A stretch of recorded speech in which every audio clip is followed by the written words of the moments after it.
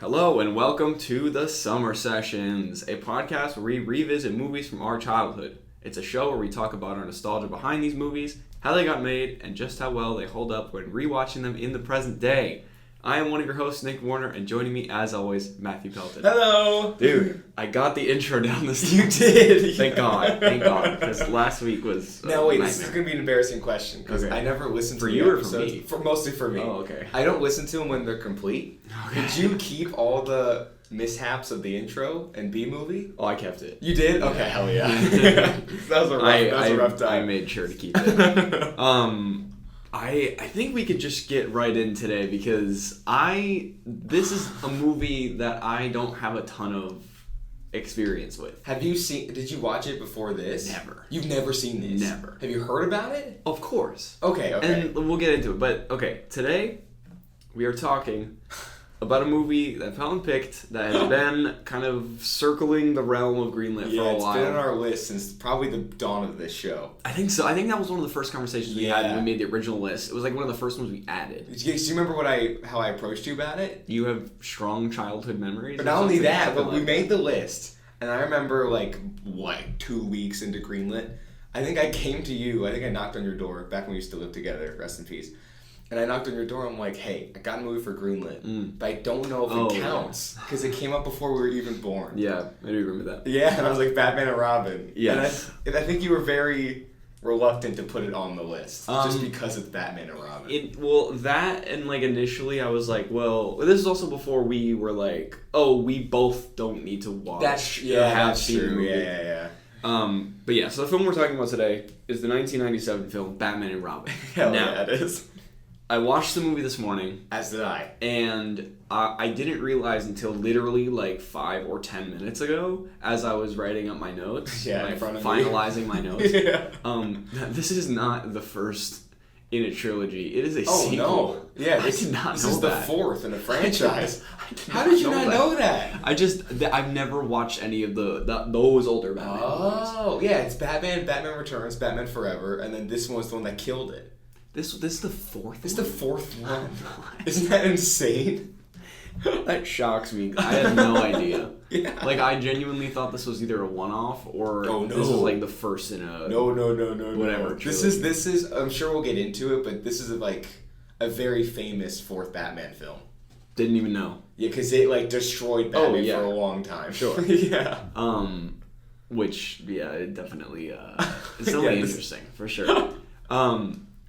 I guess you can start with childhood stories because mine are not as interesting. Because you've seen it, right? Yeah, I mean, really, my only thing. This is really it. Is I saw all the old Schwarzenegger clips of him really? as Mr. Freeze. Yeah. Also, just throughout my years growing Just, up. living. Yeah, just Okay, by that's existing, fair. just Yeah. social media and everything. It's a famous, quote unquote famous role. Right, You know infamous, what I mean? one would say. That's a much better word. But that was it. I've never seen whenever people That's are Clooney's wild. Batman, I'm like, what are you talking about? So when you saw those Mr. Free clips, did you just not know it came from this movie? You just never Oh questioned no, it? I knew it came from this movie. I just never saw it because of all the clips I saw. I was just like, oh, that's a joke. I'm never gonna watch that. Oh, so you never even I had no thought twice interest about it. Yeah, I was like, this is also the time when the Nolan Batman films were coming out. Yeah, So I because was those came out. What was the first 2008 one? or 2008 or 9? 9, I Something think. like that. Yeah. Yeah, well, it was earlier Oh, it than was that. Because Dark Knight came out same year as Iron Man.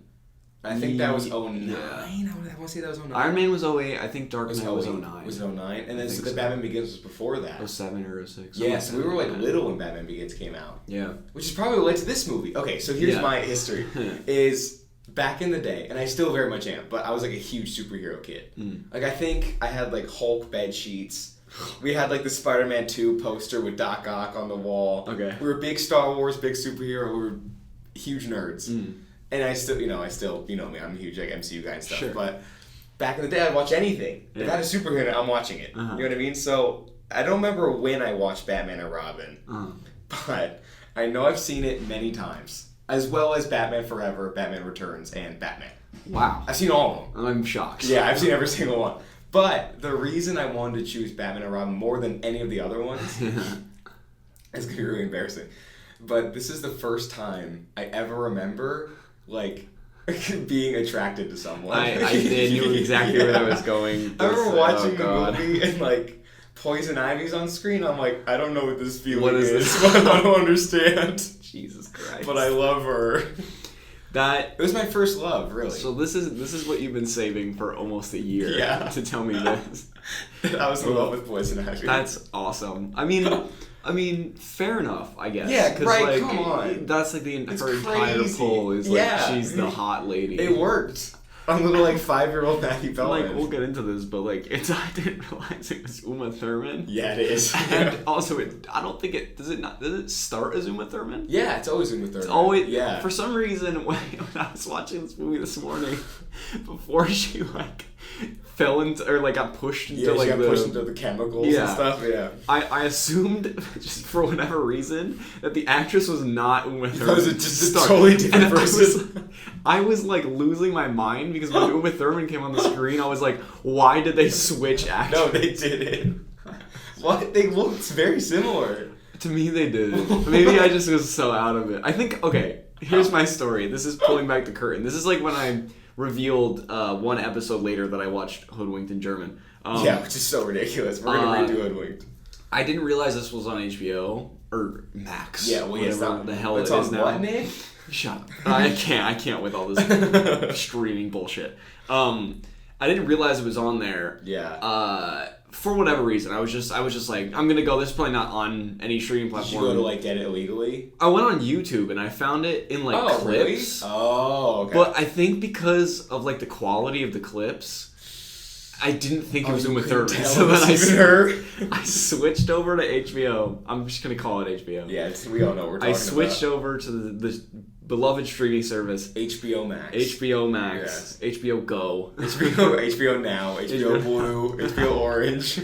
And I think the 4K quality pumped up, and I was like, "Oh, it's Uma Thurman." So wait, I'm confused. So here's how I do the Greenlit movies. Yeah. Because let's say you pick a movie, like B movie. The first thing I do is I Google B movie streaming. Oh, I did, but for whatever reason, it didn't say it was on HBO. Really? Yeah. It just was like, oh, buy it on Amazon. And I was like, that's weird. strange. Yeah. And then I looked. I was like, wait, no, that makes no sense. After I was watching YouTube, because eventually the clips started to not line up. It was like time gaps. Which kind of sense. It was. I did the math. It was only like an hour and a half. The movie's like 2 hours. Yeah, that's what I'm saying. So I was like, it's probably not everything. Yeah, you're missing stuff there. And so I went on HBO and I was like, yeah, they have all the DC movies. I don't know what. Yeah, that's the. I didn't even look this one up. I knew. And it was buried. Because I just looked. I looked on the homepage and it was movies with Batman in it, and I went through and through and through. I was like, oh, this will be easy to find. Nope. It was not. No. At all. You have to search Batman and Robin. It's the only way you're gonna find this movie. It was horrible. They buried this thing. Yeah, and I found it, and I started watching, and and then it actually looked like Uma Thurman. And then it was Uma Thurman. Yeah. And she's the actress retired, and she came in, and that was it was in the middle of filming. Actress kind of quit, so they had to Uma Thurman. It was a big deal. It's a big deal, but it happens. Yeah. But Uma Thurman. Yeah, Poison Ivy was my first love. And you've seen this movie how many times before this show? To be honest, I haven't. More than 10? No way. Okay. No. Probably 3 max. Oh, okay. Yeah, and I haven't seen it since I was probably 5 or 6. In my head, I was picturing you just watching this every week. No, Jesus Christ. Watching a Poison Ivy compilation. You never know. Jasmine with Turbo. People watch I movies guess a lot. that is true. Yeah. No, I haven't seen this since I was 5. Okay. Yeah, so actually, I remember none of the plot. Yeah. I only remembered Poison Ivy. I only remembered Mr. Freeze. Mr. Freeze. I only saw him. And the only reason I know about Mr. Freeze now is because it's a meme at this point. All his ice puns and all that dumb shit. You know what I mean? All of that nonsense. It's making me giggle. Exactly. But if that didn't become a joke, I would have forgotten he was in this entirely. Okay, so that was the one thing. I'm gonna be fully transparent with you, and this is I'm gonna sound like an absolute dumbass. I went into this movie thinking it was gonna be Batman and Mr. Freeze, and for whatever reason, when Robin showed up, I was like, who is this fucking guy? Why is he? And then I realized, I'm watching Batman and Robin. What an idiot! I was like, what's wrong with my brain right now? In the title. And yeah, I was shocked because I was who's this guy? Okay, now that makes sense because in Batman Forever, that's when Robin was introduced. Oh, okay. So he's been a character for a while at this point. Gotcha. I sound like such a fucking Who nerd. is that actor? I used to know his name. Is he like famous? I think Because I didn't really. this was his peak, to be honest. Oh, this is his peak. Yeah. That's right. Chris O'Donnell or something like that. It's something like that. Okay. So this kind of transitions perfectly into production. Perfect. Because Okay. one of the first things I saw was that him and Arnold were never ever on set together. Ever. What? They used Really? body doubles. And so anytime they were on set filming with one another, Yeah. it was always like shot, reverse shot, or Oh. it was if it was over the shoulder, it was a body double. That was like one of the first Was there things I like read. a and I was like, reason? what? Or was just like scheduling? I think it was just wise? scheduling. No shit. Arnold They're in the was same huge, room? and he was just doing his own thing, and God, you know. Arnold 1 is huge. Yeah. But, dude, I didn't realize until I put on the movie, but Arnold Schwarzenegger gets top billing in this. Yeah, that's Over what I'm saying. George Clooney. Yes, that which makes is sense. wild. That I didn't makes know like, sense. he was that big. Back in the day, yeah. Which is like, The what, this was 90s. 97? Yeah, so like 97. Terminator, stuff Yeah. like that. Like, this is definitely his peak He's as well. massive. Yeah. Yeah, which is incredible. And again, this was the guy, like, I went into this movie being like, this is It's the Arnold's Schwarzenegger movie. movie. Yeah. But yeah, that's just right off the bat was one of the things I found that was super interesting. But kind of getting into the weeds. So it was produced and distributed by Warner Brothers, which is great. Yeah, I figured. Because animated, we've been on an animated kick for a Exactly. We while. have a and it's- live action one. Production Feels nice.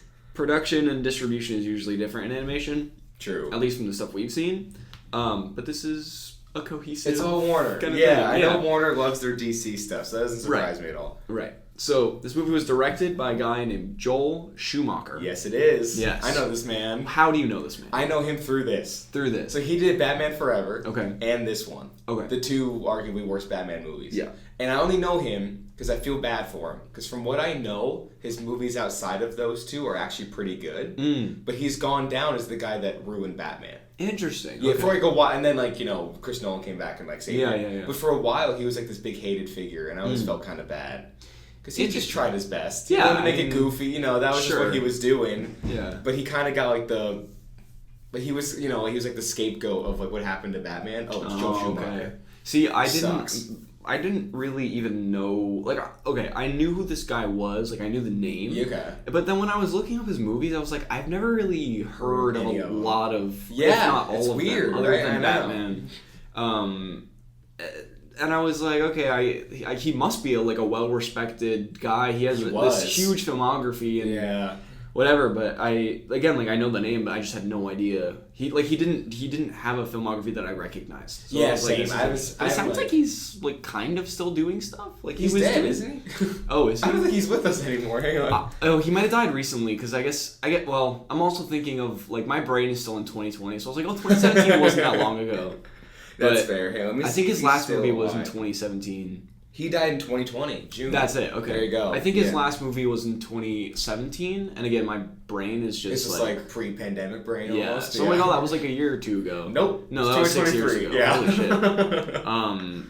Yeah, but he was doing stuff right up until he died, Which is cool. crazy. Yeah, and again, I haven't looked like super thoroughly into it, but from what I know, he is supposed to be a good director. Like he has quality movies under his belt, but it's just these two were his biggest ones, and they were just shit shows. Yeah. So that's tough. Yeah, it's a tough one. And I know, because I was also watching. I'm sorry if I'm taking over your notes. I don't know what's on there. Please. But I was watching like a little video of like the making of this morning. Yeah, great. And I saw like some clip. And it broke my heart of Joel Schumacher like apologizing. Oh no. He's like, I'm sorry to everyone if I let you down. He's like, I'm so sorry.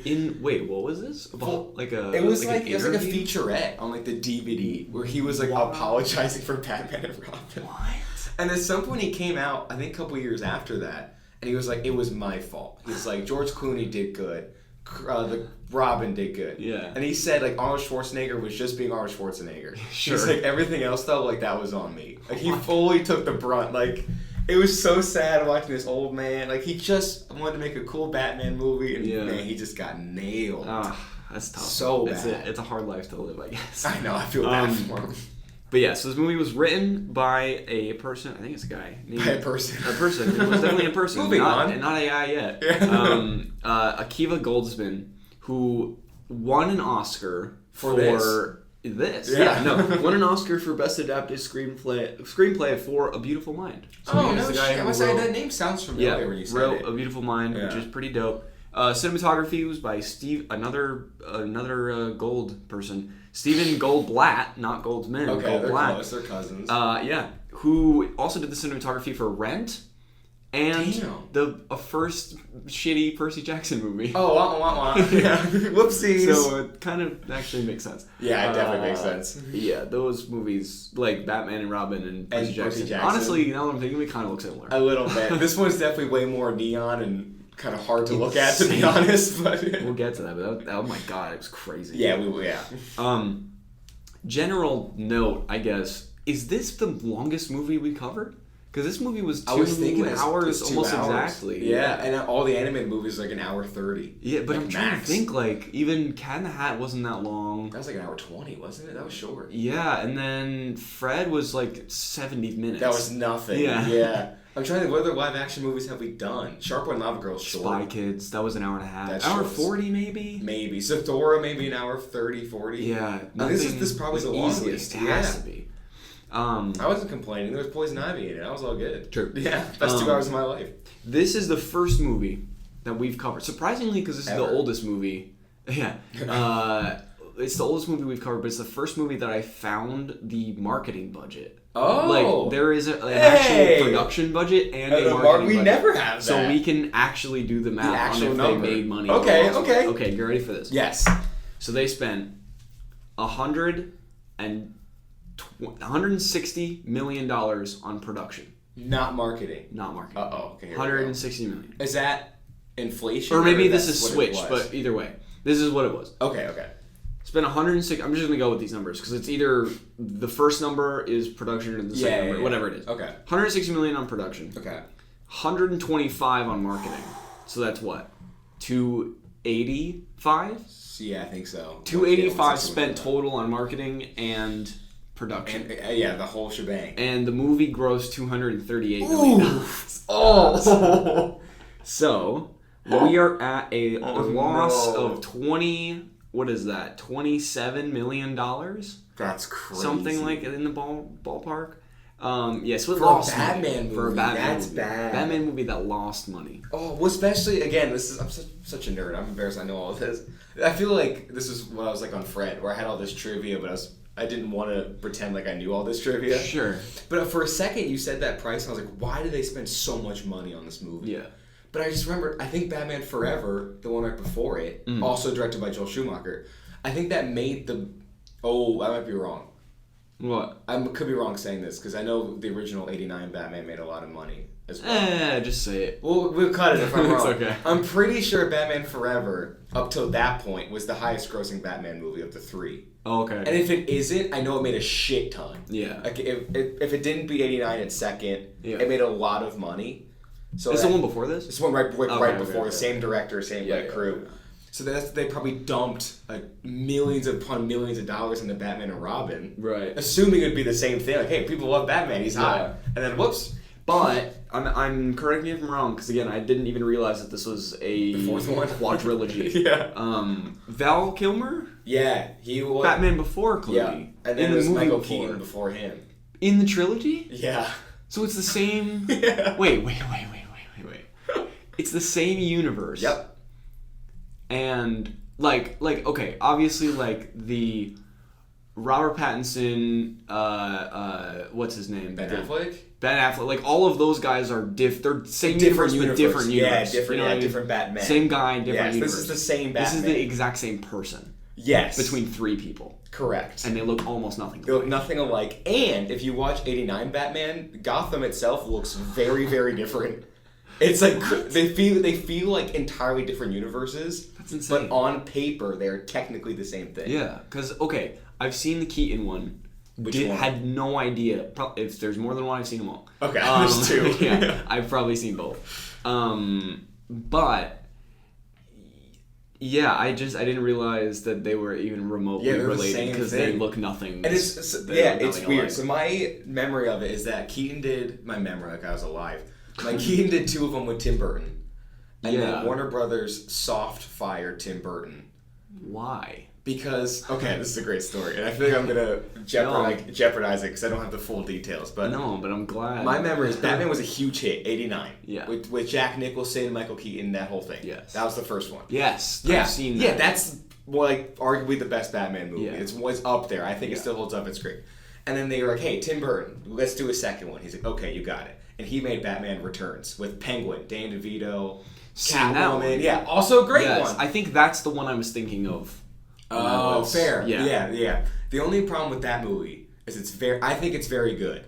But especially at the time, it was very dark and graphic. That's why I liked it. Yeah, exactly. It's cool. But you have like Penguin like bites someone's nose off and there's blood. It's great. Batman's blowing up people. Yeah. It's great. But the problem is they marketed it as a kid's film, like children. Oh. They had this is a very famous one, but they had a McDonald's Happy Meal crossover. So you get like the Batmobile and a little penguin. So all these parents took like their 2-year-old kid to the theater. Yeah. And they were scarred for life when Batman Returns starts playing.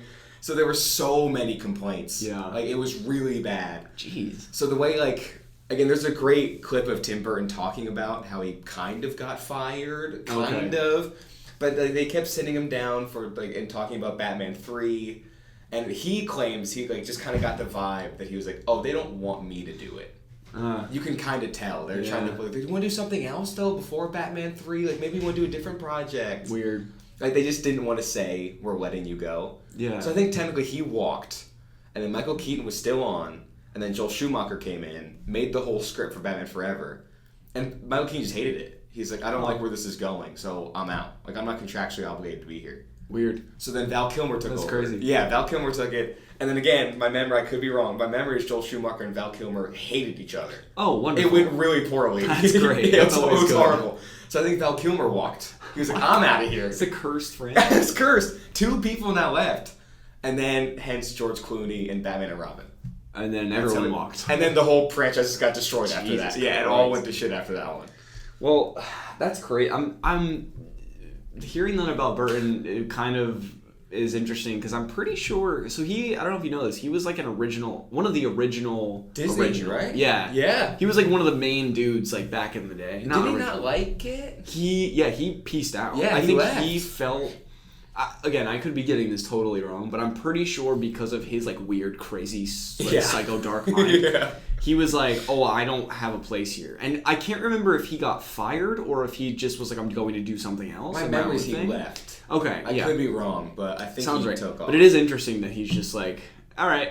He pieced out just from every. Yeah, he did. He's like, but then he went on to do like Beetlejuice, really Batman, cool things. Nightmare Before Christmas, like, and then he went on further to do shit. He is like, what happened? He is like one of those guys where, especially on Blank Check, the podcast. Yeah. Shout out Blank Check. They talk a lot. They do a whole miniseries about Tim Burton, and it's literally like to the point where it's like every other movie, it's a banger, and then one of the worst things to ever grace the screen. Like, I don't understand what's going on. Dumbo. Yeah, he came back to Disney and made Dumbo, and it sucked. So bad. It was awful. But I was so excited because it had Michael Keaton and Dan DeVito in it. I was like, it's reunited with the Batman people. You know, I just put that together right now. Yeah, That's Batman crazy. Returns Wow. cast. I don't know what happened to him, man. It's awful. What was his most recent project? Is he's still doing Yeah, stuff, he's doing right? weird stuff. Hang on, let me look it up. Let me look up this knucklehead. I know also I have a weird, like, anti-Tim Burton thing a little bit. Well, how? Because I do love Tim Burton. Yeah. Overall, 90% of me likes Tim Burton. Yeah. But that 10%, because he's very much, like in the beginning it was cool where he was like, I'm on the outside, like I have these weird dark thoughts, no one lets me do what I want. Sure. But now, he's still doing that. He's like, I'm an outsider, I don't fit in. I'm But he's like okay, we super get it. mega successful. He can do whatever the hell he wants. Yeah. Like, it's almost like, you know that person like in high school that like purposely puts out like, I don't fit in, man. I'm whatever. Sure. He's like that almost. Yeah, I'm like, we get it. That's fair. I think for me, it's like the highs are high, and like I really Edward like. Scissorhands too. Yeah, I really like the shit that he's done. That's good. That I enjoy. Yeah.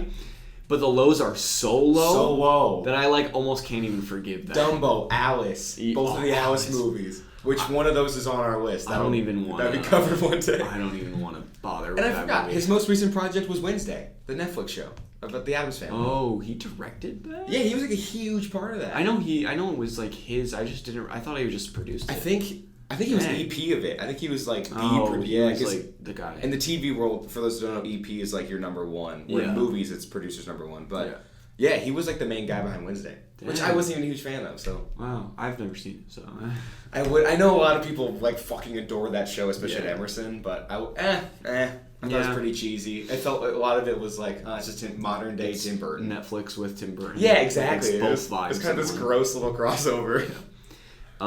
Anyways, a thing that I found was interesting is they started filming in September of 1996. So we're in September right now. Yes. Imagine starting production on a big Batman blockbuster movie. Okay. Starting right now. Yeah, pre-production's been done, development's done, we're here. Ending in January.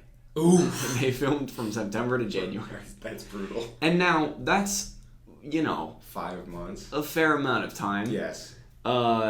But that's crazy to get this product out of 5 months of work. What? Nowhere along those 5 months, and not one person was like, "What are we doing here?" It's crazy. So, a little peek behind the curtain for the audience. We got in here, and I have just had a very busy past couple days. Yeah. We both have. Mama's Pie, our new short film, is 2 weeks away. Right. We're still wrapping up the old one. We classes have started. We got a lot of stuff going on. Right. So I didn't really have a ton of time to both watch this movie and do production notes. Yeah. And so we got in here to record, and you got here, and I was still writing my notes. Yeah. And then I came up with I found these 2 notes that just made me viciously laugh. Yeah, you were laughing I was hysterically, cackling, and you wouldn't tell me what about. Okay, here we go. So, filming this movie, September to January, was temporarily halted in the fall of 1996 when Mr. Freeze's blaster prop disappeared from the film set. A police investigation was subsequently opened. Are you serious? Culminating in the raid of a film memorabilia collector's home. Whoa! Holy shit! They raided some poor film fan's house. Did he have it? No. Shocker. Yeah. I think it sounded like they eventually found it. I don't know if it was at his house or elsewhere. Yeah. And then they resumed production, but they could not film without this prop. So they only had one? Sounds like it. They didn't make backups of this thing? No. Why? And to me, by the way that they just throw it around, it doesn't seem like that precious. Yeah, especially in this movie, it really gets thrown around a lot. Everything does. Everyone, everything. Everything's made out of rubber in this movie. It's very strange, but very, very strange. So that was one thing that's wild. That was very funny. Imagine guy. them being like, "Hey, we have to stop shooting for 2 weeks. We can't find Mr. Freeze's gun." Mr. Freeze's like a PA is like, it's I gotta go. Missing. It's terrible. Anyways, and then the second thing was, and this is the last of my production notes, and we'll get into the next segment, which I'm very excited for. The high public interest in the film caused security issues on set. Oh. According to a producer, paparazzi regularly disrupted on set, and photographs of Schwarzenegger taken during filming sold for $10,000. Are you serious? Yeah. Wait, the movie can't be that popular. No one went to go watch it. What the hell? Well, because no one had seen the movie, so they were just this is coming off of the first 3. Yeah, and that third one made bank. The fourth one. Oh my god, it's the 4th. Holy shit, we gotta go. Yeah, we have to go get pictures. Highly sought out, and then whatever guy bought a photo for $10,000. Do you imagine wasting $10,000 on a picture of Arnold Schwarzenegger as Mr. Freeze? This movie. Oh my god. Dude, so that's crazy. I'd be kicking myself to this day. Well, it would be pretty cool to have old film photos of him in that costume, but from this? in blue paint. Maybe I see your point. It's just a weird. It'd be cooler if you got pictures of Jack Nicholson on the first one with the Joker paint. Sure. That would be sick. But this one, it's just funny. It's just so funny. Okay, time to get in. Okay, so for those of you who are listening that don't know, this is our last episode of the summer sessions that is covering a movie. Yes. Which means that this is the last time that we will be doing the summer songs. What a good one to end on. I saw your list. And I'm so... This is one of those things where I invented this segment because I wanted to kind of hear the sounds of the summer of our childhood and the movies that are coming out that we're covering like from when we were kids. So like we've probably heard the music on the radio. This is from '97. We weren't alive We're yet. 6 years out from being born, or 5'4", whatever. Yeah. And it's interesting because I've heard of a lot of these, but because my parents kind of not grew up, but like it was in that era. You've heard of all these only from your parents. Except one. Except one. Because you probably read my notes on top of them. I did. Starting from the bottom. Okay. Summer of 1997. Yes. And this is the first one where I found like an official list, like genuine, like based on streams. Okay. Like based on listens. Since it's radio exclusively, you're not accounting for like Spotify. Oh yeah, it doesn't exist. Yeah. Not that it did in like 2006, but I'm just saying. That's a good point. Either way, this is the first one where I actually found like a database. Yeah, like a certified. It was great. And I was so excited. And we'll get to that. I am as well. Okay, so number 5. Actually, the one I had never heard. It's called "Freed from Desire" by Gala. I didn't know what this was. Okay, great. I have no idea what this is. Number 4 kind of slapped me in the face because like I was like, obviously I've heard this before, and it's the title of the movie. It's Men in Black by Will Smith. Yeah. It's a real... Oh, slapping the... I see what you Hey, there you go. Now, to be honest, I had to listen to this because I obviously knew it was a movie, but I forgot that there was a song. This is the end credits. Yeah, I totally forgot. Because I always think of Men in Black as being later than 97 for some reason. Oh, really? I always think I was alive for Men in Black. Oh, no. Maybe the sequels? I know I saw Men in Black 3 in theaters. Oh, no way. Okay. But I always thought, like, Men in Black just was, like, early 2000s. So when I saw it on the list, I'm like, 97? No fucking way. But I knew this. It makes sense. Yeah, because this is actually one of the main things I remember from the movie. Oh, really? Getting to the end, song? Hearing Will Smith rapping, and then it's like a Men in Black song, and I was like, oh, great. Okay, That's what the sick fuck? as hell. Yeah. Number 3. Dude, you want to take this one away? 3. I want you to say it. I want to hear you say it. I don't even know. No, I think you should, because this is your thing. That is true. Number 3. And when I picked this movie, I did not think about it. Okay. Just preface. Oh, because it's the 90s. It's 97. Yeah. But this was not on purpose, is my point. Yeah. But this is a song called Do You Know What I Mean? By the greatest band to ever walk the earth, Oasis. And for those of you who are listening that has no idea why we're freaking out, this is like the first day that I met Pelton. He was like, "Hey, I'm Pelton. My favorite band is Oasis." Like this is like your personality trait. I worship Oasis. I have for 9 years now. Yeah. I'm going on my 9th year. That's crazy. I've known them before 9 years. It's just the worship started 9 years ago. Yeah. It's every day I listen to them. I listened to them this morning on my walk wild. Here. It's just like a given. Sure. And it's also Liam Gallagher's birthday. Happy birthday, Liam Gallagher. Today? Wow. September What are the 20th. odds? Also my dad's birthday, but most importantly, happy birthday, Dad! I didn't know that. Happy That's birthday, great. Dad. Well, I hope he listens. And so, dude, when you sent me 97, I saw it. Yeah. I was like, oh my god. Yeah. One, I should have known. Yeah. Because, like, the album was 97. Oh, the album? Okay, I was going to ask if you had any yeah. history for me. Oh, I have tons. I'm going to try to make it short, though, so we're not here for another hour.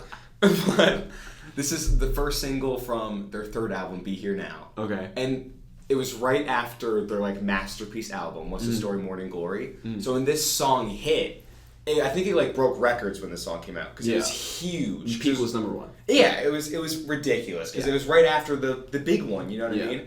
So when I saw 97, I was like, oh, I should have assumed that'd be on the list. I didn't even think about it. You know what I mean? But dude, Oasis finally made a cameo on this show, and I'm so happy. Now, did you listen to it? I did. Oh. Yeah. But here's the thing. When I was listening to it, I was like, no. I was like, I think I've heard this with you. Because, like, probably. Before I met you, I only, obviously, knew Wonderwall. Yeah, which is tragic. But, because I just never, like, even, like, the Beatles, I didn't really even know a ton of their stuff until, like, within the past 4 years. Oh, really? Because, like, I never really was, Beatles like, guy too. I was never into music as much as, like, you and Maddie and, like, a lot of people in my life. I just like I enjoy it, but I'm not. You I like didn't go crazy. Out kind of thing. Yeah. Okay, that makes sense. Until like recently, and it's all started to click. Yeah, and now I'm like getting more into it. I'm surprised you didn't do out of Beatles because I know I was surprised about how much you knew U2. Yeah. Because we were in the car once. And I was playing like The Fly and stuff. You're like, I know this. Yeah. I was like, oh no way. U2. I mean, I knew like the basics. Yeah. From like U2, Beatles, but Oasis never really crossed because it was mainly for my dad. Oh, well, so that's it was fair. like That's it was fair. like he was a lot of Aerosmith and Lynyrd Skynyrd and like that kind of thing. Before, it was pre-Oasis, you know what I mean? Right. Oasis was definitely a 90s thing. Yeah, so it was like a lot of that Queen and like it. I got the broad strokes. Yeah, definitely. Yeah. But yeah, so that was cool to kind of end with that. And it feels very validating because a lot of people, only our age, which is so annoying, but only people our age think Oasis is just Wonderwall. They don't realize how big they were in the 90s. And again, I can go on a whole tangent. If you really care, you can go look it up. But just to see that a different song made the list that wasn't Wonderwall, I'm like, see, I told everyone. Yeah. I've been telling everybody. Now there's proof. Nick said he found a definitive list. It is certified. Certified by who knows who, but by Oasis. By the internet. Number 2 is a song called Mbop. Fun. Dude, this is a classic song. By Hanson, and I've definitely heard this. I think everyone's heard this several times. This is a song that like gets stuck in your head and you hate it. Yeah, you know and I listened to it, and then as soon as I heard the first part, and then I was like, I can't. I quit. Because I hate that crazy. Song. Yeah, it's the best. And then number 1 of the summer of 1997 is "I'll Be Missing You" by Puff Daddy and Faith Evans. Now, I didn't know what this song was. Oh, cool, because I don't either. I didn't at all. Yeah, I have no idea what this is. But I looked it up. And basically, I mean, okay, so when you start listening to it, you're like, wow, they really not only like sampled it, but they just ripped the entire like orchestra, like all of the music from Every Breath You Take. By the Police. Now, what I didn't know is that they did this because Biggie Smalls, the like rapper hip hop artist, died, and that was like huge. Yeah, because he was massive, and like this was like a big turning point. Yeah. So this was like a tribute to him, and like it was kind of like, hey, we're gonna miss you, homie, kind of thing. And then it just blew up because everyone like listened to it. Yeah, because it's like an honor of Biggie Smalls. Isn't Every Breath You Take about like a stalker though? Yes, but they just used the music. They didn't use. They completely changed everything. No, else. It's that music, but all of the words are different. Okay, got it. I didn't get a chance to listen to that one because I was listening to the Oasis one 5 times in a row. And I looked up a couple of lists, and this was number 1 on like in the summer of '97. This was the song that people were listening to. Okay. Because this is like interesting. It ripples through hip hop, and everyone knew about it. It was like the Biggie Smalls song. Yeah, exactly. Okay, interesting. Wow, now I want to check that out. I feel bad and listen to that. Yeah. But yeah, the music starts, and you're like, oh, it's just exactly. It's exactly the Police. I'll be watching it. Yeah. I mean, Every Breath You Take. Yeah. And also, that song is about a stalker. Like, it's a very creepy ass song. When I played in Stranger Things, I was like, this is great, because that's like when it had its resurgence. Yeah. And then I really listened to it, and I was like, oh. Yeah, it's a creepy song. Now thinking about it, they also had Don't Stand So Close to Me, about a teacher sleeping with a student. They were a creepy band. No, the Police. Oh, I was like, no, the Police. It's a creepy ass band. Yeah. What's going on over there? Let's do the history of them. One day we'll break down the Police.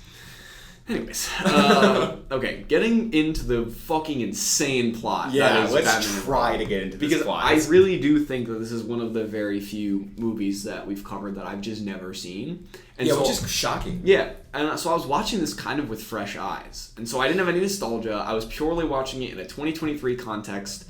Which is great. It was wild. Yeah, now, but before we get into plot, yes, a couple last things I want to say about this movie is, one, I don't know if it runs like this, but after watching it, it should. This should very much be one of those, like, midnight screenings. Like The Room. You know what I mean? Yeah. Like you go to like some rinky-dink theater. Classic. It's a cult classic. Yeah. Because the idea of watching this nowadays in a theater with a bunch of people who know how horribly funny it is. Yeah. Sounds like the best idea ever. Sure. So and like you get when people interact with the screen itself. Yeah, exactly. Dude, that'd be such a blast. Yeah, that would actually. Yeah, you're right. Right, it'd be so much fun. So if it doesn't happen, it should. We should make it. We should make it. But if it does happen, I think we have to go. I agree. I'm gonna keep my eye out for a midnight Batman and Robin screaming at the Coolidge. Yeah. So the opening of this movie is really when I was like, okay, we're in for a classic 90s crazy time. Yeah. Because you get like very striking images of them suiting up, right? They're suiting up and taking the Batmobile and Robin's like little motorcycle thing out to fight crime. It's crazy. Now, to set the scene for those of you who have not seen the movie, and it is highly, highly recommended that you at least look up either the opening or a clip or something. The opening is outrageous. Just so you get a vibe of the cinematography, because the cinematography is very consistent throughout, but it's Yeah. criminally insane. Yes, it is. It's very 90s, but it's on crack. It has a lot of punch-ins, like literally like zoom. Yeah, it's like a comic book. Yeah. Like a lot of Dutch angles. Yeah. Deep focus where you see basically everything on screen. Like there's Yeah. no There's nothing bokeh. There's no blur in the out of background. focus. Yeah, it's all there. Yeah. And then most of the like sets and stunts and everything were practical. And what's not practical is some of the worst CGI I've seen ever. Like comparable, if not worse, than Shark Boy and Lava Girl. It's definitely comparable. It's definitely comparable For sure. I want to, like, again, the opening of this is literally the perfect, like, you know how in any movie, the opening's supposed to establish what kind of movie this is going to be? Oh, yeah. This is the prime example. Yeah. Because you have them suiting up. And by them suiting up, we mean we see full ass shots, Yeah. full nipple shots. Like, it's Tight crazy. leather. Super tight leather. And then you see the Batmobile, which is so outrageous, has a bunch of flashing neon lights. It's a one-seater Smoke. as well. There's smoke. Yeah, it's the worst thing I've ever seen in my And life. like, I think the first line of dialogue is like Robin being like, "I want a car." Chicks dig the car, and then chicks Batman dig it. goes, "This is why Superman works alone." You're like, Jesus. And then he takes, dude. I have this opening memorized. You have that scene. Batman takes off. Robin goes to take off. Don't wait up, Alfred. I'll cancel the pizzas. I'm like, what is going on? There are so many lines of dialogue in this where I'm like, how did that get cleared? Dude, so many people How have did to they prove do this stuff. multiple takes of this? Right? Too? Oh my god. But I think in the first like 5 or 10 minutes, I was almost charmed by it. Yeah. Because I was like, that's so fair. This is like, they're self-aware of this. By the end, I was like, I don't think that they're They self-aware. weren't. Yeah, they weren't. But at first, I was like, oh, they're doing the shtick of this is funny because of how insane it's it like is. the Adam West Batman. Yeah, almost, and in a then way. the more you go on, you're like, oh no, This is just it's bad. just criminal. This is just like bad. it's just horrible. Yeah. But yeah, so they go out and they fight a new villain that they encounter named Mr. Freeze, who is played by Arnold Schwarzenegger. Yes. Isn't he like attacking a museum to get a diamond or something? Yes. So basically, the story goes, he needs diamonds to like fuel his machine, Right. that keeps him cold because he needs to stay in like sub temperatures Yes. to like stay alive. Now, by the way, I looked it up. Yep. Diamonds do not produce electricity whatsoever. No. So I'm not sure how he's doing that. I don't know how Yeah. it does that. I don't exactly know why. Makes diamonds. no sense. But yeah, so he goes in to steal a diamond from wherever. Yeah, some And- big, creepy, neon, gothic Yep. Gotham museum. That's exactly it. Yeah. And his like minions, they're like A hockey team. Yeah, the hockey team. They go out. They're what does he say? He's like a hockey team from hell. Yes, And then of they course. go out How could and you they forget? they fight him off. And it's so funny because like it's just this big clunky guy in a suit, and you And, just like- know, and he's just screaming, and it's just Yeah. his voice, and it's so perfect. Like It's he's just Arnold Schwarzenegger, and there's already so many ice puns Yeah. in the first scene. And he's nice to meet you, and like Yeah. stupid shit like that. And his suit is just glowing neon blue, and his teeth are glowing blue for Yep, some reason. his It's all skin like, is blue. his skin is It's he's- like an avatar. It's like even describing it. Sparkly blue. He's sparkly blue. He just looks like a diamond. It's the even on this movie track. We're in the first 5 minutes. And I can't do this, but even like I don't even know if you noticed because they don't focus on it for some reason. But when Robin breaks into the museum on his motorcycle, did you see the hole he left?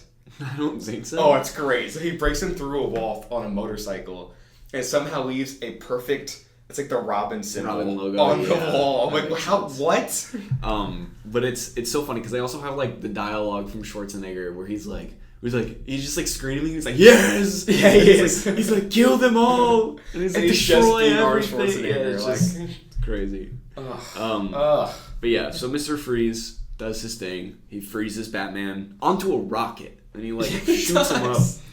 up, sent to his death. And then Robin saves him. But it's weird because he saves them, and then they start falling towards the earth on, like, surfboards. Yeah, they take the doors from the rocket ship and surf them down. Dude. It's, like, actually insane. This is all within, like, 2 minutes. I honestly, we're, like, not even in, like, the weeds yet. No, we're not. And I can't believe that, like, this is arguably as bad as Cat in the Hat, like already, or like Fred. Like it's.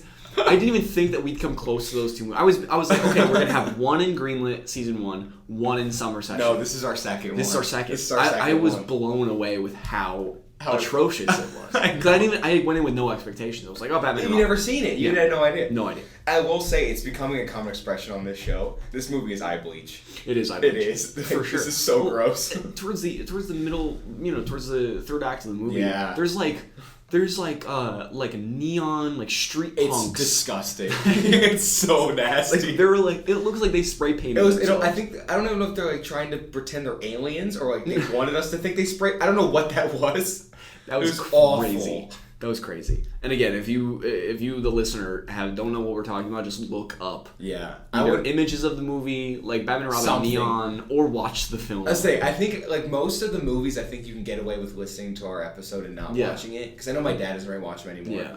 But for this one, I so highly recommend watching Batman. You have to watch it. It's criminal.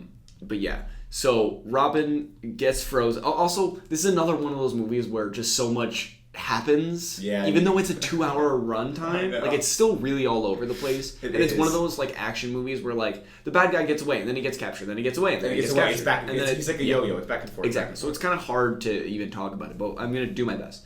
So Robin gets frozen. Right. Naturally. And Mr. Freeze gives Batman the alternative to save the young. What does he call him? The young bird. He calls him young bird, or kidnap me. Or chase the villain. Which is so silly. And basically he was like, he is only going to have 11 minutes to live. That was not that bad. Thank you. But so he basically tells him like he only has 11 minutes. Yeah. So that's like when he's frozen. I don't know also why he said that to him. Dude. He's like, you got 11 minutes. Good luck. It makes no sense. And he like kind of waddles away. He just walks away. He just walks He does. He doesn't even run. He doesn't even like rocket out. Nothing. He just like, he could have so easily destroyed Freeze, saved Robin. I was thinking in 11 minutes. But he gave Batman that ultimatum, like, why? Wait, what? You have 11? He's right there. It's also like, it's not even that like, it is crazy that like he could have just done it all because he just walked out. It would take 2 seconds. But it's also even more crazy to me that it's such a 90s concept where it's very much a tell don't show. Because like he'll say like you have to capture me or save him. But it should just be like you should be able to watch that scene and he's just running away and he's like, oh, Batman is trying to decide if he has to go capture. You don't need to say that in the movie. It's insane. But it makes no sense because he's standing to Batman as close as you are to me right now. Like 4 feet. It's 4 feet. Like it's insane. He's 11 minutes. He'll be fine. Yeah. And if you think about it, Batman just like kicks him into some hot water. Like the water's right in front of him. Like I'm like, really? You couldn't do both? The worst Batman ever. It is like it's so sluggish. It is. Because also like their entire sequence where they like go in to stop him at that like bank thing, and then they get rocketed up, rocketed down, and then he freezes him. That all happens in under 11 minutes. Oh yeah. Like he could have done a whole nother 11 minutes of fight and then saved him. Totally fine. It took him what? 15, if that, seconds? He kicked him in some water, threw in a Batman heating pad, and Robin was totally fine. Yeah. So he lets him get away, because obviously the plot wouldn't happen if he didn't. Yeah. And then he saves Robin. And that's okay, I gotta stop nitpicking this movie, because this would be the longest episode if we do it. But he kicks Robin into like some hot water, and he throws a Batman heater into the water, like defrost him. Sure. And all the water becomes red. And I'm like, he's gonna die. Like you're gonna boil him alive. Well, actually, I thought of this thing, and you're gonna think I'm insane. And if you don't know if you don't know the episode or the reference I'm making, you're gonna be like, how do you remember this? Okay. There's an episode of Scooby-Doo. Oh, I doubt it. And wait, which Scooby-Doo? Like the original like Boomerang Scooby-Doo? I think it was like maybe just after. Okay. It was like in between the original. And then like the new Mystery Incorporated. Okay, yeah. By the way, if you ever seen Mystery Incorporated, it's like a dark noir. It is. Episodic. It's really weird. And like they build on each other, because usually there's one-offs. No, it's like a full season arc. As a kid, I'm not kidding. Like, if we could do TV series on this show, I would. It would take way too long. It'd be impossible. But, like, that genuinely freaked me out. Because I was so used to, like, they figure out there's a bad guy, they capture the bad guy. The bad guy's like... It was someone you met in the beginning kind of thing, and then, you call it that. That's it. But this was, like, actually genuinely, like, gave me night terrors. Like, I was scared of this, like, Mystery Incorporated. See, I only watched, like... I was very much, like, a Boomerang kid. Yeah, same. So I did, like, the original Scooby-Doo, like, the original Pink Panther. Yeah, same. Like, that was my summer. Me too. Like, Mystery Incorporated... I did, like, a couple episodes, but I remember being, like... I'd never finished it. I was too scared. Oh, no way! I was into it for the first, like, 3 or 4, and then as they were building on each other, I think my little kid pea-brain, like, didn't get the concept of, like... not one-offs where like you build a story over episodes. It keeps going and going. So I was like, I don't like this. Like, why is there things from the first episode in the second episode? I don't enjoy what's going on. But anyway, so there was this episode where someone like gets frozen. And, like, they have to unfreeze them. Or it's either a person or a thing, but they were like, you can't put, like, a hairdryer on it because then it'll burn the thing inside. Exactly, it'll kill him. So I was thinking of that when I was watching this. So I was like, he's gonna literally, like, as soon as the ice melts, his blood starts boiling, he's dead. Yeah, he's dead immediately. That water is so hot it's red. And also, like, the water's not just gonna cool back to room temperature in 2 seconds. Dude, it's insane. Movie's out of control. And then Robin just comes out and is like, did we get him? I'm like, how are you breathing? And then you immediately cut away. Yeah, no problem. But it's no damage. It's like, but yeah. So we cut to his secret lab, I think. It's like Wayne Enterprises. It's like a lab in the middle of the jungle or something. Sure. What was her name? Pamela Isley. I already forgot. Dr. Pamela Isley. Dr. Pamela Isley. Yeah? Yeah. Okay. Yeah. Who is basically Poison Ivy. I'm not going to be calling her Isley. I'm just going to be calling her Ivy or That's Poison very Ivy. fair. I mean, it's just easier. Who, according to you, this is not played by Uma Thurman. No. Initially, so this is not Uma. This is Shuma. Shuma Thurman. So she's working as a botanist, right? Is that how you say it? Yeah, I guess. Yeah, some crazy plant lady. Yeah, plant lady.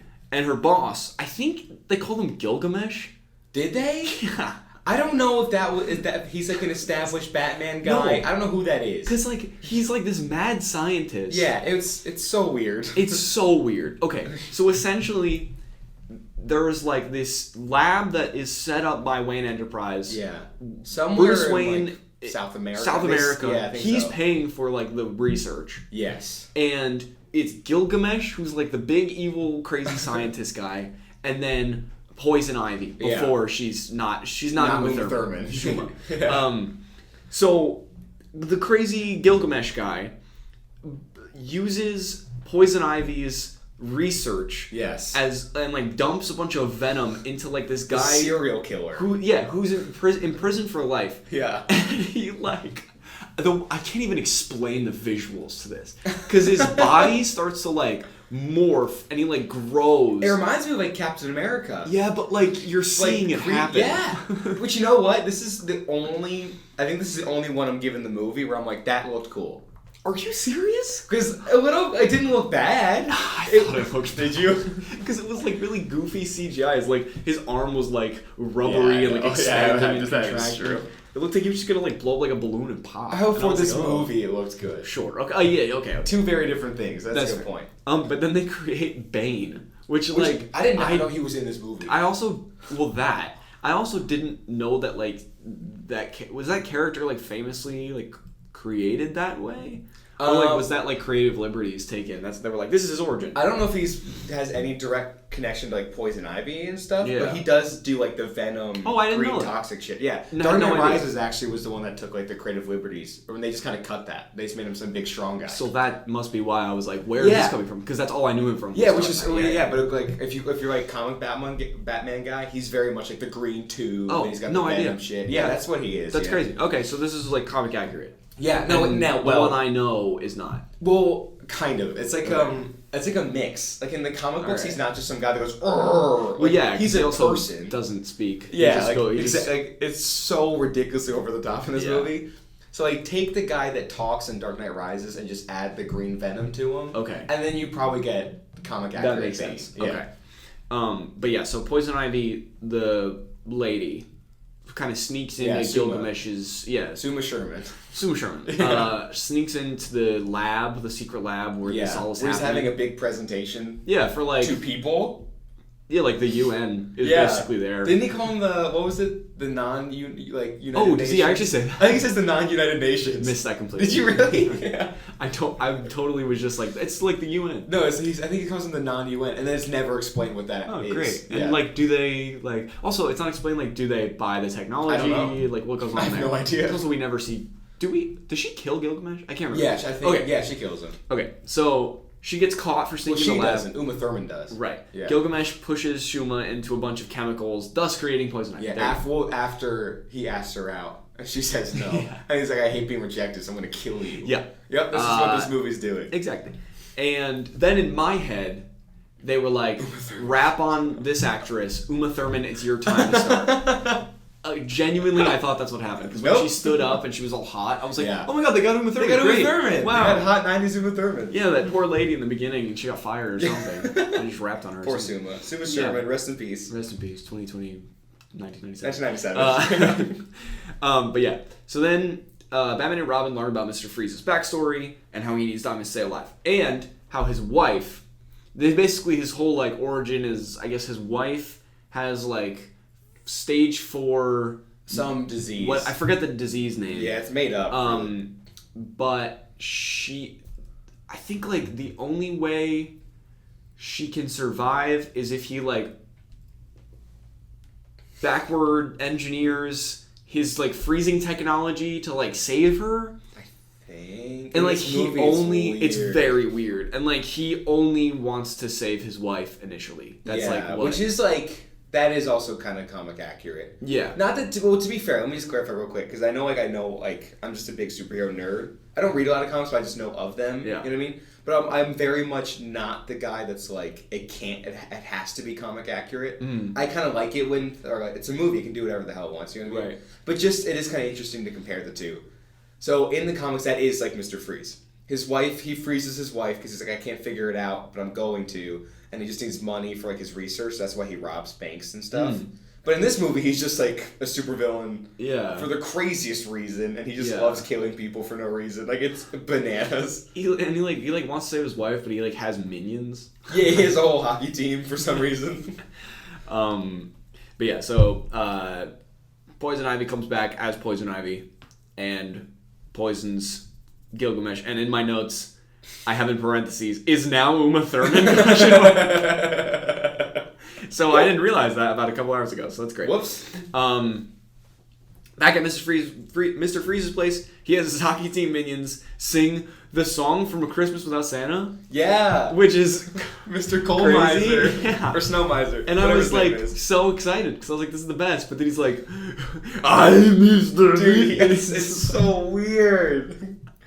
Isn't his like secret headquarters also like in an ice cream factory or something? Yeah. And you have like all snowmen. Yeah, everywhere. It's so bizarre. All of his dialogue is like the most like what pun everything use every scene. And like no more depth than that. Nothing. Like they put no extra time and effort into his dialogue. It's almost like AI didn't exist back in the day, but they're like, hey, give us cold puns. And that's it. And they didn't even check him over twice. No, they just threw him in the script and then they called it a day. But yeah, and he wants to freeze the city, save his terminally ill wife Nora, that's her name.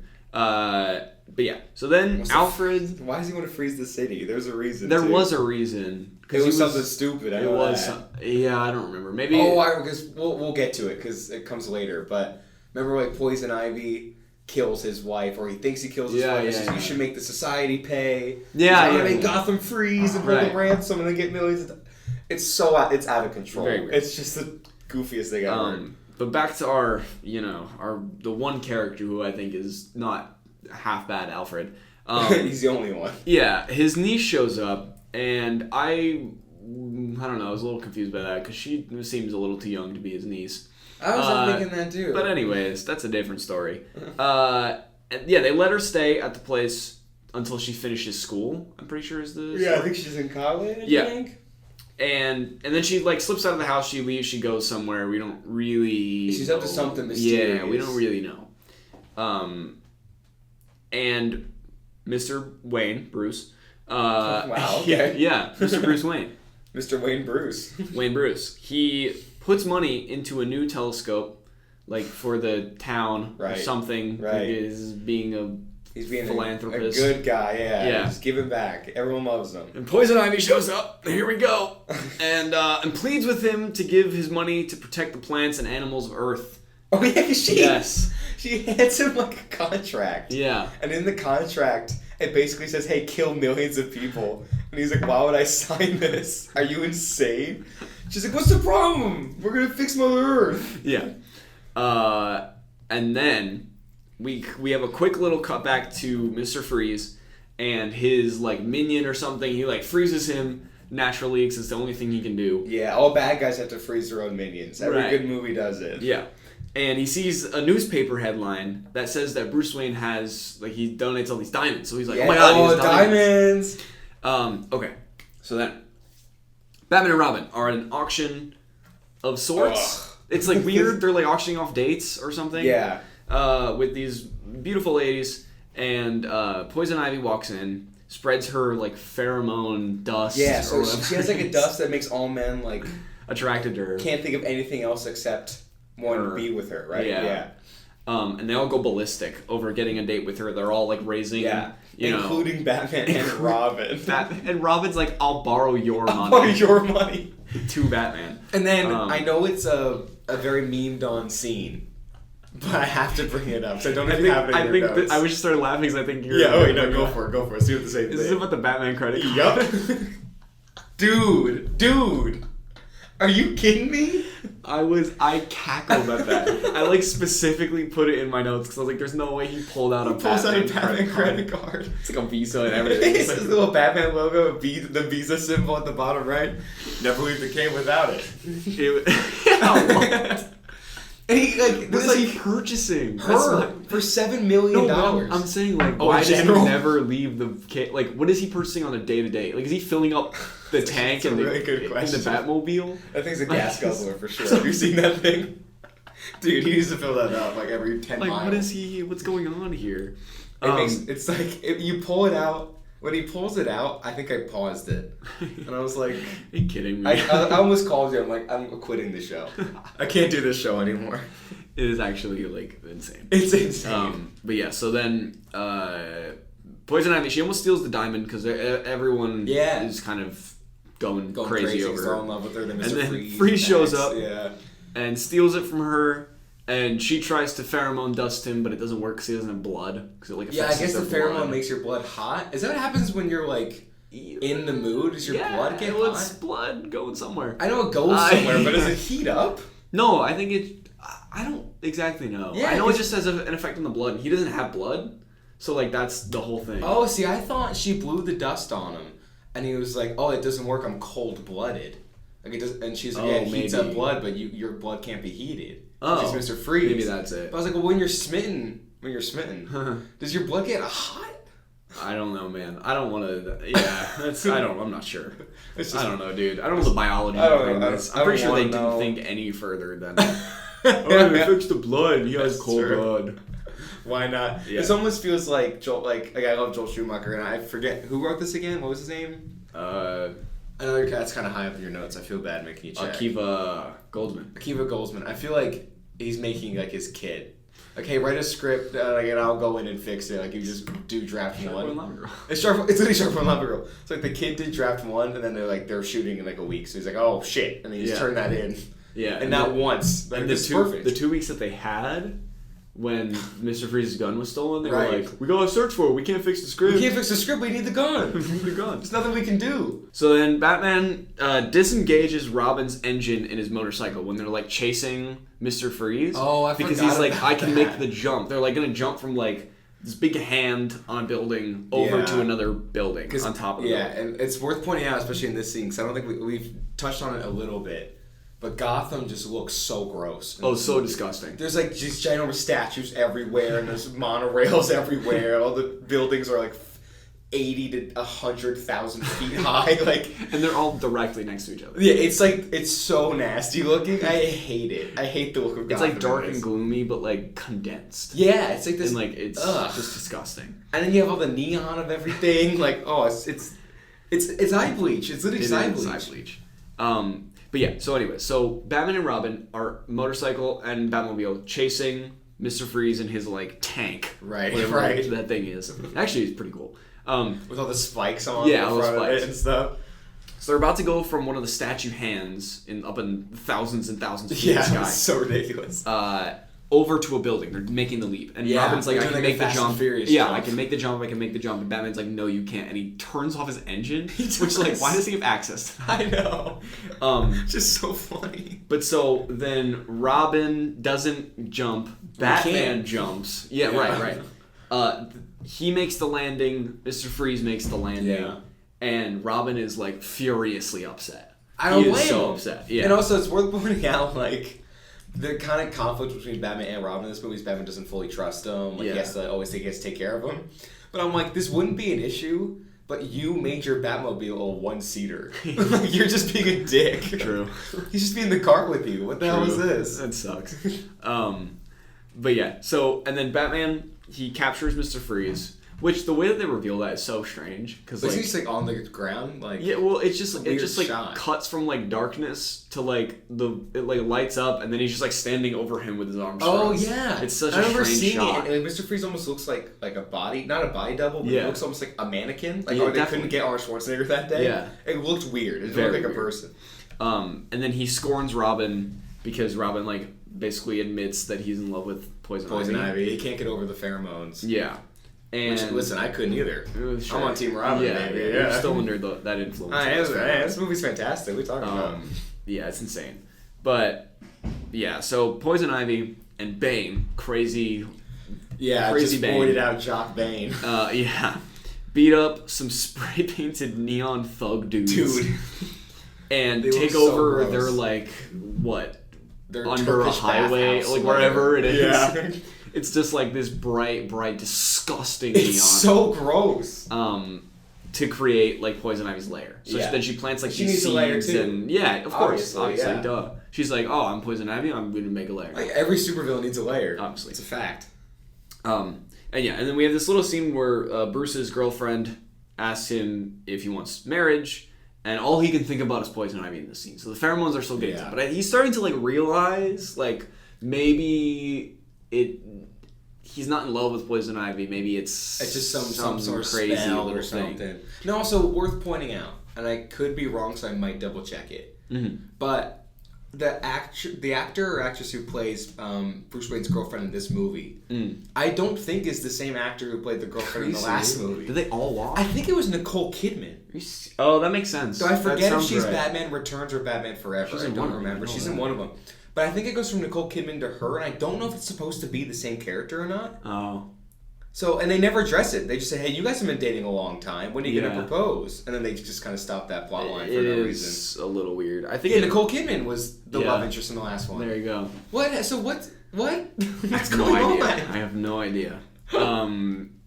Yeah, it's just I can't even. My brain is about to shut down. Just like speaking about like, it's one of those things where because I watched the movie and took notes like on the day of recording. Yeah. I think I'm just not even fully prepared to discuss the movie because To be I just fair- am going crazy. No, you're an offense, so I don't think anyone can ever be prepared to discuss this movie.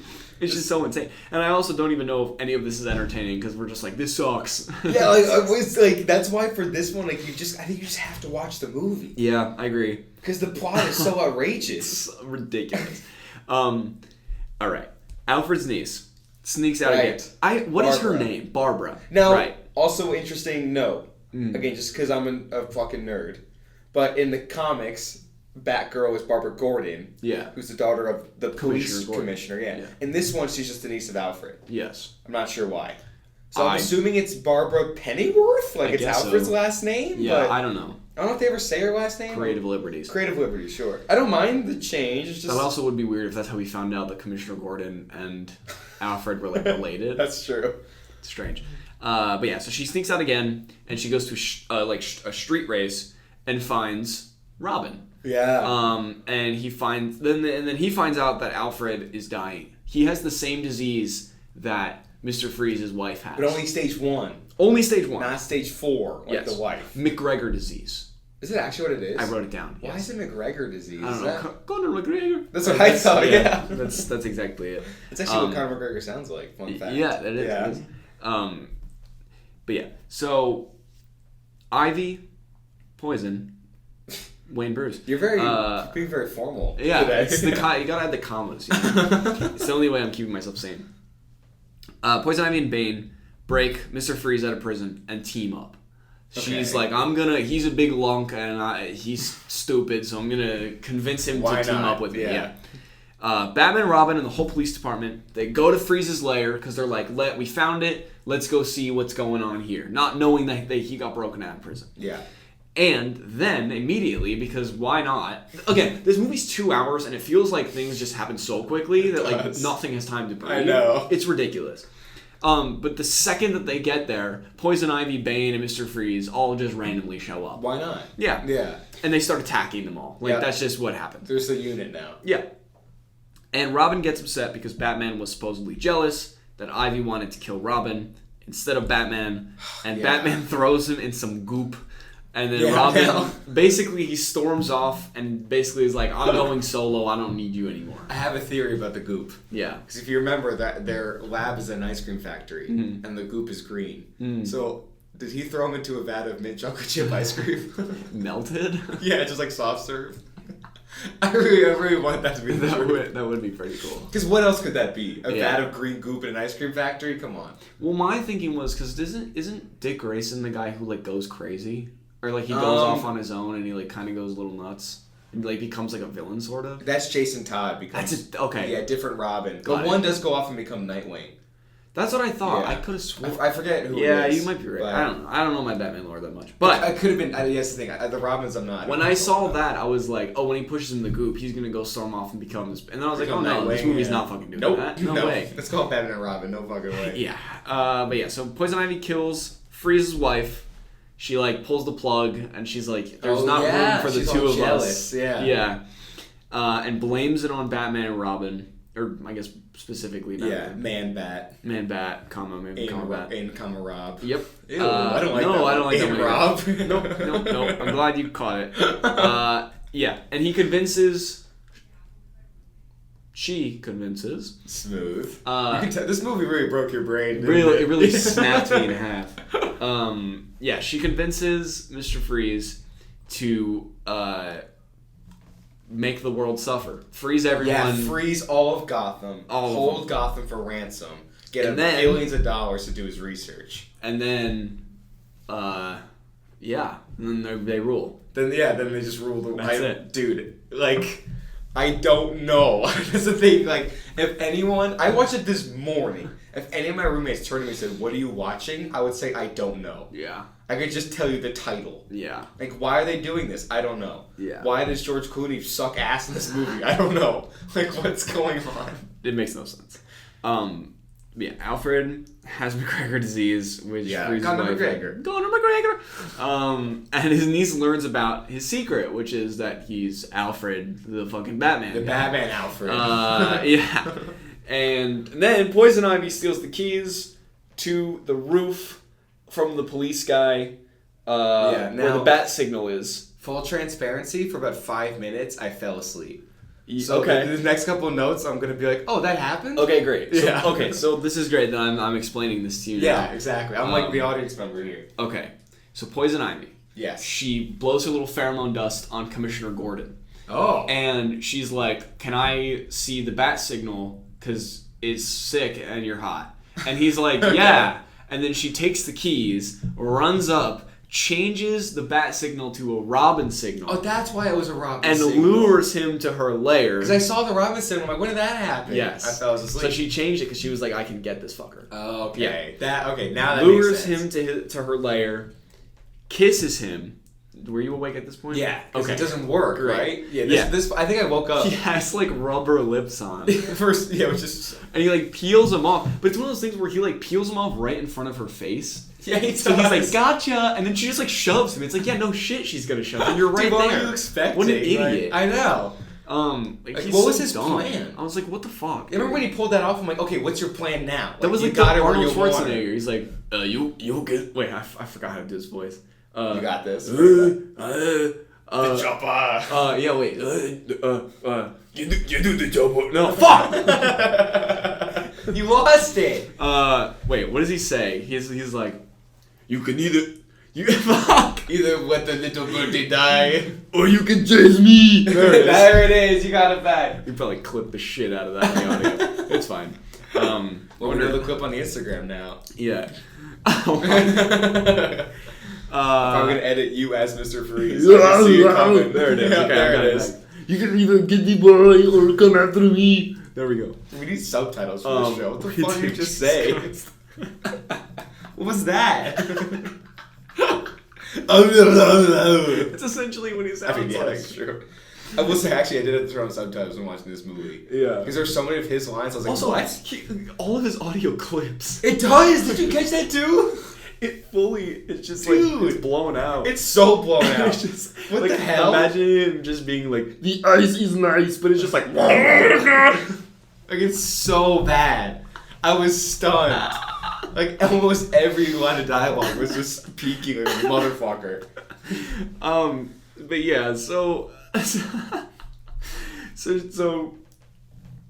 yeah, she's double crossed by Mr. Robin Man. Right. And no, I'm not gonna make that joke again. Yep, Let's not call him that.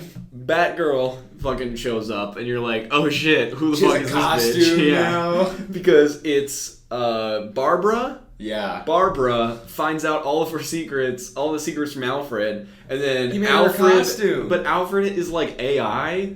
Oh yeah, he's AI Alfred. It's AI Alfred, and then he's like, "Hey, honey, I got your fucking suit ready I for made you a suit." And she's like, "Okay." And then what? Is immediately good at like hand-to-hand Yeah, combat. no problem. Like is good. great with all the equipment, master at everything. No training.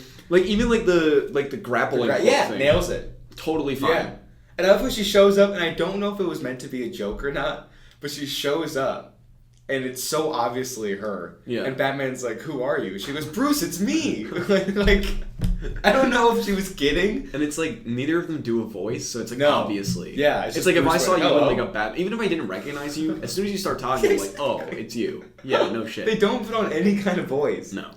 And then we kind of realized that Batman and Robin like kind of made up and like they're not they're good fighting now. anymore. Yeah, which Batman trusts that them. never happened. Yeah. So Freeze uses his big ass diamond that he stole again like 4 times to create his freeze ray in like the telescope that Bruce observatory place. That can be used on a bigger scale. It's like bigger than his like freeze ray that got stolen from set. Yeah, it's a big one. And he starts to freeze over Gotham. Yes, he does. Yeah, the whole place. The whole disgusting little place. You Dude, know, it should have stayed frozen. I would say freeze it. Do your thing. Yeah, keep it. I'm on Team Freeze. Yeah, I would move over to, what is it? Central City? With the Flash, yeah. Or Metropolis or whatever. Okay, you know your DC stuff. Yeah, You get there. a little bit. But yeah, and then Batman, Batgirl, and Robin go to the observatory to stop him. They fight, and Batman defeats Mr. Freeze in combat, and Robin and Batgirl incapacitate Bane. I was kind of in and out at this point because I was like, I can't. I was awake but only half awake, so what's going on it here. was kind of a whole thing was a shit show. Once Batman defeats Mr. Freeze, he's like, "But you killed my wife." And then there we go, we got it back. Yeah, you're there. And then Batman's like, I'm right here. I'm doing the podcast with you. what if I did the entire episode as Schwarzenegger? Can we put on the episode title featuring Arnold Schwarzenegger? Should I? I think we should. Is that like duping people too much? That would be really funny. That would be really funny. I think we have to. Keep all this in. Yeah, all this stays in. Okay. So people know what we're doing. We'll see. God, guys, we got him. We got him. But yeah, so then Batman shows Mr. Freeze that Poison Ivy admitted to killing his wife. Yeah, because he plays like he plays like Batman. It's like a Game Boy. It's like Batman. It's a Batman Game Boy, and he plays like the HD footage just from the movie. It's just a shot from the movie.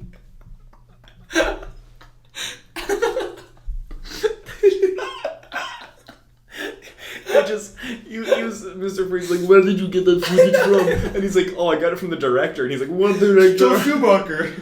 Joel, where is Joel? God, that's insane. And then Batman tells Freeze that he actually saved his wife Oh yeah, she's still alive, which we never saw. That was just off screen. Yeah, off screen. Or I fell asleep. But... No, it's off screen for sure. And he asked him to help save Alfred because Mr. Freeze has like, I don't know, the vials of antidote. It's on him at all times. He never leaves the house with that. Batman never leaves without his credit card. But yeah, so Freeze gives them the vials of antidote and they save Alfred, which is great. Fully, he's all good. Yep. Though he's super old, so like... He's gonna probably die anyways. He's gonna have like a year, another year. Like, what are we doing here? Yeah, Freeze... We find out that Mr. Freeze is poison ivy's cellmate, but the only way that we find out is she's like hanging out. She has a little flower or whatever it is, right? And she's like, "He loves me not," or whatever it is. Who is she talking about in that scene? I do not know. Mr. Freeze, like Robin. I have no idea. It could be so many different people. It could be Gilgamesh. Like it could be. Gilgamesh. Anyone. He's back. But so we find out because then she looks up because we hear Arnold's voice and it's just like darkness and then like his suit just lights blue up. Neon suit and his teeth are glowing. His teeth are like extra glowing. Extra glow. And then he's like, "I'm your cellmate, and I'm gonna." We're gonna make your life a living hell. I think. Yeah, but like, does he kill her, or does he just like freeze her, or does he beat her up? Like, what's the? I don't know. Whatever the case, he like. I assume he's gonna like torture her for the rest of the time. Also, why does he have his suit? That's what I was thinking. Is it because him and Batman like have an agreement of sorts? There's no way Batman would be like, "Hey, we have an agreement, so you have to give this inmate his entire suit and weapon." That's impossible. Yeah, it made no sense. It's never explained how he has his shit. Yeah. But yeah, and then Alfred, Batgirl, Robin, and Batman agree to be partners, and they're all on the same level. It's no Batman over Robin. They're all partners. They're all equal here. Yep. The Bat family is born. And as always, as we say in the show, all is well in the world. And that is Batman That was Robin. Batman and Robin. Woo! Oh my god. We did it! We did it, but just barely. Wait, it's been on the list for a while. Yes. I knew it would be tough. I didn't. You had no clue. That's the thing, is I didn't even know what to expect, so this is arguably worse for me than any episode we've ever done. Because even the Flushed Away episode when I was like coming off of the hospital. Did I COVID? What happened? I think we both were in and out of the hospital. Yeah, we were. And like I feel worse this episode. Genuine. That's actually, although it made, I think, for a very funny episode and a good time. Yeah. Because that was good. That was fun. Dude, it's almost like we trauma bonded together. Definitely. We both went to war this morning. We came together. And barely came back. And barely came out, but we're here. We survived. We're at the end. Barely. Okay. Do you want to give your final thoughts first? Sure. Okay. So, I rag on this movie a lot. This movie is one of the worst made movies we've ever watched on this show. Easily. It is so hard to get through. Bottom 3, if not bottom. Now, having said that, this movie it's my favorite movie of all time. I love it. This movie's a blast. Sure. Because it's so insane. Yeah. And I think watching it by yourself is really tough. Yeah. But, like I said earlier, if you get a group of friends, get a little drunk or high, or even just, some movie fans, whatever. Yeah. Or if you go to, some popcorn, go to a midnight showing of this thing. I think in the right setting, this movie can be a blast because of how bad it is. I agree. It's like if you watch The Room by yourself. Yeah. It's so not as fun as if you go to the theater or you watch it with friends. Like, it's one of those so bad it's good. Yeah. So in a way, this is awful, but also in a way, like, this movie is just such a joy to watch because it's insane. And it can only, like, we almost screwed it up. It should have been the first one we ever did together. You know what I mean? Yeah. So, I rag on it, but I do give it some credit because there's something to it. It has that very rare magical thing where you get 40 people together to watch this and it'll be the best night of your life. It is interesting because you could argue that it is objectively one of the worst movies that we've ever covered, ever watched, whatever. Yeah. But then there's also that, like, well, what determines what a movie, like, how good a movie is? You know what I mean? True. Because you could say, like, yes, it sucked on it, like, a technical basis, it sucked on an acting basis, on a writing basis, everything. Cinematography, everything. But similar to The Room, it's considered to be the worst movie of all time. But then you watch it and you're like, but I have so much fun watching it. This is amazing. Yeah. So for me, I think it was horrible because I had to watch it on my own. Exactly. And also I think talking about it for, what are we at now? An hour and a half at length, talking about the specifics of the plot makes me want to blow my brains out. Yeah, we've spent 3.5 hours of this movie now. Exactly. Yeah, which we would never get back. But, having said that, again, I think if just specifically watching the movie, not talking about it, just enjoying how goofy and insane, we don't have to do this how nothing the aspect plot of it. is, how like insane it is, and assuming that they didn't take themselves seriously, you're like, that is charming. There's charm to it. But because I think they definitely took themselves seriously and it just turned out like shit, it obviously is one of the worst movies. Yeah, and that even we've with that, watched, like, objectively. well, it's an interesting one because I think there are some redeeming qualities to definitely. it. I will say, I think George Clooney, and I think he admits it, he's horrible as Batman. Yeah. He's bad as Bruce Wayne. He's even worse as Batman. Yeah. He's probably the worst live-action Batman there's ever been. Now, having watched this, I'm pissed that he showed up at the end of A Flash. Yeah, So upset. I'm happy he showed up because that means Ezra Miller stuck with that. He's stuck in that universe. Oh, yeah. It's almost like a punishment. You know what I mean? Okay, good for you. Sure. Though, I know I'm biased because I was funny, in love actually. with her. Yeah. But Uma Thurman, from the vibe I get, is the only one that seemed like she knew what movie she was in. I agree. And she's just camping it up like a motherfucker. Yeah, definitely. And to me, she's the best part of the whole movie. Yeah. Because she's the only one that's seemingly having a lot of fun. Yeah. And Alfred's always good because he's not really in it. He's just old man Alfred. But Batgirl, I don't think made any sense that she was in it. No, you could have cut her from the movie. I don't think anything would have Fully. changed at all. It could have been an hour and a half. Yeah, honestly, Could could have have been been. Yeah, 90 minutes. thanks, Joel Schumacher. Yeah, thanks. But I give credit to Uma, my first love. Yeah. I still think she does good in this movie. I agree. I can get on board with that. Yeah, but everything else is pretty rough. Yeah. Not gonna lie. Well, one final thought about this goddamn movie. I'm so happy to say this. I can't believe this got greenlit. greenlit. Genuinely, I can't. It blows my mind. Like, okay, I can believe it got greenlit, but I can't believe that this was made. I can believe that the fourth Batman movie got greenlit. I can't believe that they write this script and this got greenlit. Yeah, and I can't believe that they just released this movie. They did. I will say the aftermath of this movie, we said it a little bit, but this movie was so bad that they canceled. They were going to make a fifth one. They canceled it fully. It was going to have like Jack Nicholson's Joker back in it. Oh, wow. Because I think, I could be wrong, but the main villain was going to be Scarecrow. Oh. And there was going to be like a sequence where they bring back all the like people from the past movies. But it's still going to be George Clooney, so like it wouldn't have been like the same effect. But they had a whole thing planned. Joel Schumacher wanted to get darker with it. They canceled it. Yeah. And they never touched Batman again until a little director named Christopher Nolan came in and saved the day. He's little. He's like 4'7". Is he actually? No. Oh, okay. What the fuck? Whoa, dude, he's like at least 6'1". You know what's so weird? Actually, real quick about Christopher Nolan. So he came in with Batman Begins and saved the day. 4'7", Christopher Nolan. Yeah. But if you hear him speak, his accent is very thick. Mm. And if you hear his brother speak, he has like the perfect American accent. Are you serious? Yeah. Wait, who's his brother? It's just I don't know if he does he just anything like doesn't- significance. Yeah, I didn't know that. You should look it up. It's like it's hysterical. I You're picture like, him what as an happened? only child. I thought he was too. He's got a brother who just sounds like me and you. Weird.